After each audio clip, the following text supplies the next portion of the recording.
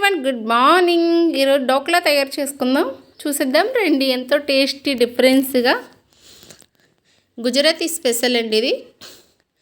Instant dhokla ప్యాకెట్లు దొరికితే మనకు అవైలబుల్గా.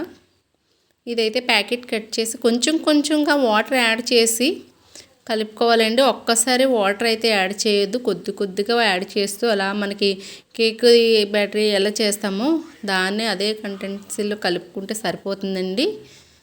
చూసారా, కొంచెం కొంచెం వాటర్ యాడ్ చేస్తూ అలా కలిపేసుకుంటే సరిపోతుంది. సేమ్ మనం కేక్ అయితే ఎలాగైతే తయారు చేస్తామో అలాగేనండి, యాజ్ ఇట్ ఈజ్గా. ఇప్పుడు ఒకటే కాకుండా డిఫరెన్స్గా తింటే డిఫరెన్స్ అనిపిస్తుంది కదా. ఇదైతే అవుట్ సైడ్ స్టేట్లో అయితే ఎక్కువ తింటారు, మన సైడ్ కూడా తింటారండి. చూసారా, మనం ఇలా కలిపేసుకుంటే సరిపోతుంది. మనం ఇలా పైకి ఎత్తితే అలా చూసారా, కేక్ ఇంకే యాజ్ ఇట్ ఈజ్ కేక్ అయితే ఎలా తయారు చేసుకుంటాం అలాగేనండి. ఒక గిన్నె అయితే తీసి కొంచెం ఆయిల్ పోసి మొత్తం గిన్నె అంతా ఆయిల్ అయితే అప్లై చేయాలండి. ఆయిల్ మొత్తం అప్లై చేసి యాడ్ చేసి మనకి ఒక పెద్ద గిన్నె ఒకటి తీసుకొని కొద్దిగా వాటర్ వేసి అందులో స్టాండ్ అన్న చిన్న గిన్నె అన్న అయితే పెట్టుకోవాలి.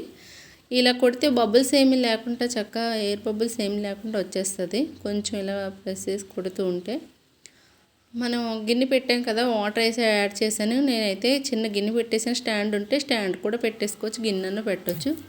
పైన ఒక మూత పెట్టేసేయండి. దానికి సరిపడగా లోపల పెట్టిన గిన్నె సరిపడగా మూత పెట్టేసి పైన ఇంకో ప్లేట్ పెట్టేసేయండి. అంతేనండి, ఒక 20 మినిట్స్ అయితే పడుతుందండి. 20 మినిట్స్ పడుతుంది అలా వదిలేస్తే. నాకైతే కొంచెం గట్టిగా వచ్చింది, వాటర్ అంటే తక్కువైపోయినాయండి లోపల.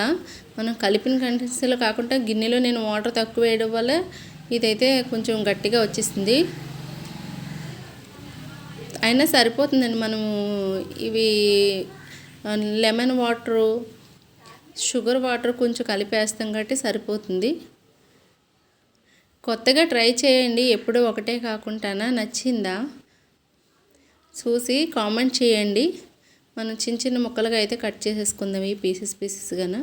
కొంచెం అయితే నాకు గట్టిగానే వచ్చింది, ఎందుకంటే నేను పెద్ద ఫస్ట్ గిన్నెలో వేసిన దానిలో వాటర్ అయిపోయింది నాకు. 2-3 సార్లు మధ్యలో యాడ్ చేశాను, అందువల్ల. ఇది పోపు అయితే పెట్టేసుకుందండి. ఆయిల్ వేసి, ఆవాలు వేసి, మిర్చి, కరివేపాకు, అంతేనండి.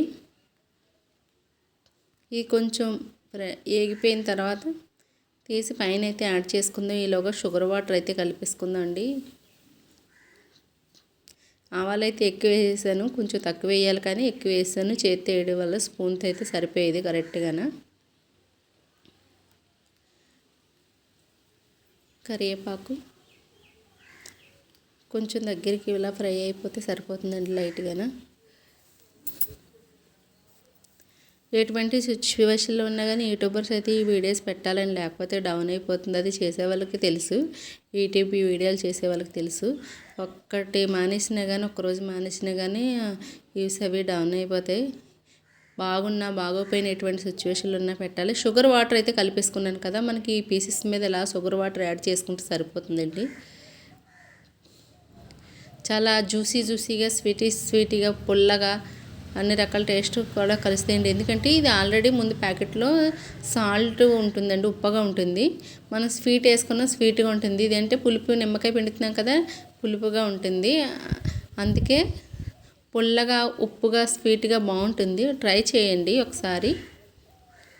అంతేనండి, పోపు అయితే తక్కువ పెట్టుకోవాలి. నేను ఎక్కువ వేస్తాను ఆవాలైతే, అవి కొంచెం పైన యాడ్ చేసుకుంటే సరిపోతుంది. చూసారా, రెడీ అయిపోయింది.